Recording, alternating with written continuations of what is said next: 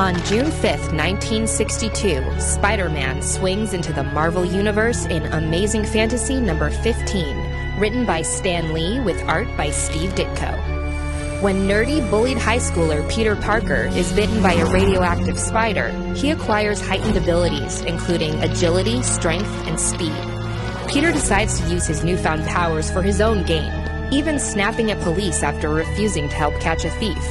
But when his beloved Uncle Ben is murdered by the very same criminal, Peter realizes that with great power comes great responsibility, and becomes the hero we all know as Spider-Man. You don't know Spider-Man? The wisecracking, wall-crawling, friendly neighborhood? Well, you know. In that case, let's weave you a tale. Ooh, my spidey sense is tingling. After the death of his parents, Peter Parker was raised by his Aunt May and Uncle Ben in Forest Hills, Queens. He grew into a teenage science enthusiast and resident wallflower at Midtown High. Okay, he was a nerd. One day, at a science demonstration, Peter was bitten by a radioactive spider, giving him proportional arachnid strength, speed, and wall-crawling abilities. With his amazing new skills, he did what anyone with superpowers would do: professionally wrestle. He created a Spider-Man costume complete with web shooters for the full effect. However, Peter, enjoying his newfound fame, ignored a robber escaping backstage. Unfortunately, that same criminal would end up killing his Uncle Ben. Peter vowed to change his ways, remembering his uncle's final words: "With great power, there must also come great responsibility." Peter got into the swing of the superhero thing, cracking jokes and cracking heads of villains, like the appropriately eight-legged Dr. Octopus, Kraven the Hunter, Mysterio the Illusionist, that mean old turkey the Vulture, the shocking Electro, and the abrasive Sandman. In fact, there were so many villains, they formed a whole Sinister Six just to have a fighting chance. It still didn't work. While Spider-Man was saving the day, Peter Parker's confidence and swagger greatly improved. He dated the police captain's daughter, Gwen Stacy, and got to know the most fun girl at any party, Mary Jane Watson. Face it, Tiger, you just hit the jackpot. But Peter Parker still had his own troubles. He got bullied by jerks like Flash Thompson and had to hide his after-school activities from everyone, including his sweet Aunt May. She was having enough trouble just trying to make ends meet, so to help out, Peter got a job at the Daily Bugle selling pictures of Spider-Man to the world's worst boss, J. Jonah Jameson. Because if someone's going to defame you, you might as well get a cut. Spidey's villains also became increasingly nasty. In an attempt to get to Spider-Man, Doc Ock killed Gwen's dad, Captain Stacy. Then the bemasked Green Goblin dropped Gwen Stacy off the Brooklyn Bridge, and Peter couldn't save her.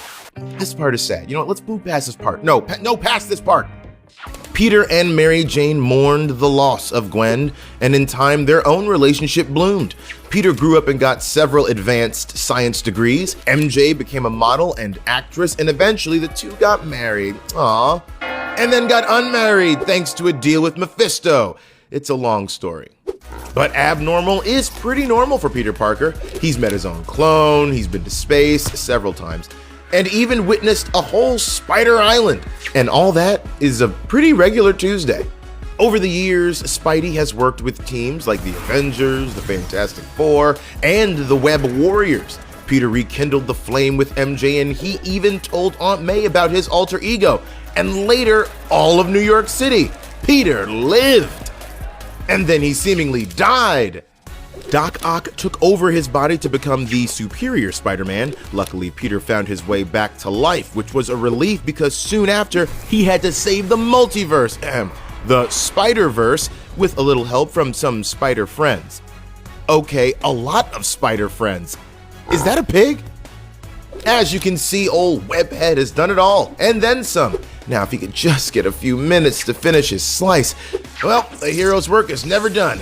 And now you do know Spider-Man.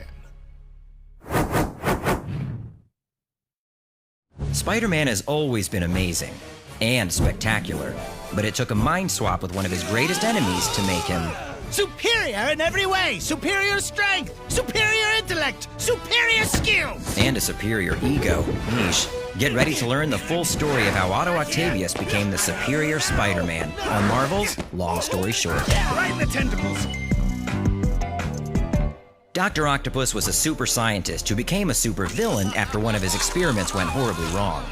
Mind narrowing that down? That could be a lot of my villains. Don't! You know he's talking about me. When my amazing mechanical limbs fused to my spine, I became the greatest criminal mastermind New York City had ever known. Hey, why don't you let the narrator do his job, Doc? Thanks, Spidey. I gotcha. Spider-Man spent years foiling the Doc's evil schemes and fighting him, mostly on subways and bridges. It's where I do my best work. But years of fights took a toll on the Doc's very human body, and he did what any mad scientist approaching death's door would do. Accept the inevitable and make amends with all those he had wronged? Nope. Switch brains with his greatest enemy.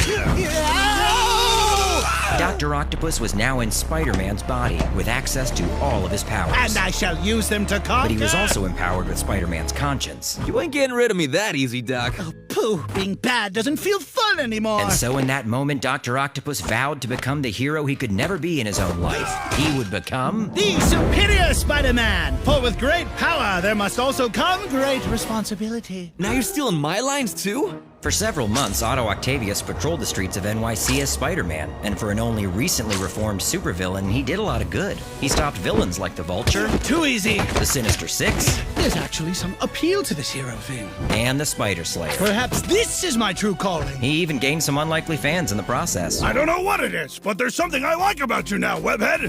You all make it sound like he was a better Spider-Man than me. And a better Peter Parker. I spent more time with Aunt May and moved in with my new girlfriend. What's up, Slick? And I went back to school to get my doctorate. You had time for that? It's called multitasking, Peter. Look into it. In a lot of ways, he really was the superior Spider-Man. Come on, narrator, how about a little backup here? Well, he also did some very non-Spider-Man things, like open up a secret lair off the coast of Manhattan and cover the city in an army of robot spiders. I knew it! Well, old evil habits do die hard. But with the Spider-Bots patrolling the entire city, overall crime did go way down. Ha! Unfortunately, the Green Goblin hacked the Spider-Bots, allowing Goblin-related crime to go way up. Oh. Eventually, Norman Osborn was able to take full control of the Spider-Bots and used them to take over the city. I stole your girlfriend, Spider-Man! Knowing that only the real Spider-Man could save the day, Dr. Octopus realized, I must give Peter Parker control of his body back, for he is the superior Spider-Man.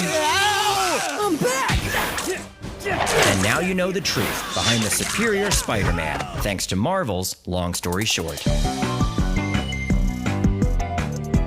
I still like the other guy better. Friday, the origin story of Marvel Comics creator Stan Lee. I always thought I'd be a great novelist. I never thought I'd write comics. Hollywood assembles to honor a legend. You don't get to the Marvel Universe without Stan Lee. Celebrating Marvel's Stan Lee. Friday on ABC.